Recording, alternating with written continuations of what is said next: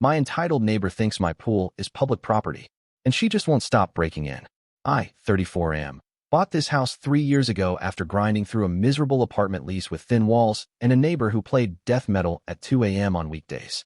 So when I finally got this modest, 2-bedroom home with a big fenced-in backyard and a beautiful in-ground pool, it felt like paradise. I work long hours and live a quiet life. The pool is my therapy. I didn't buy it to throw parties or entertain guests every weekend. I bought it because I earned it and because I wanted peace, which lasted exactly 4 days after she moved in. Karen. Yes, her name is literally Karen. You can't make this up. She moved in next door with her 2 kids, maybe 6 and 9, loud as sirens. And the moment I saw her hair, blonde with visible roots, and her car, white Escalade with a #MomLife decal, I had a sinking feeling. Still, I tried to be neighborly. I went over, knocked, and introduced myself. She didn't even shake my hand, just glanced up from her phone and said, "Cool, you the one with the pool." That should have been my first warning.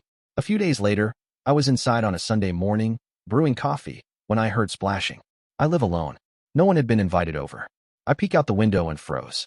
There were 2 kids in my pool, jumping and screaming like it was a public splash pad. One of them had dragged my float into the deep end. Karen was lying on one of my lawn chairs, sunglasses on, sipping from one of my cans of soda like she owned the place. I walked out stunned. "Excuse me," I said.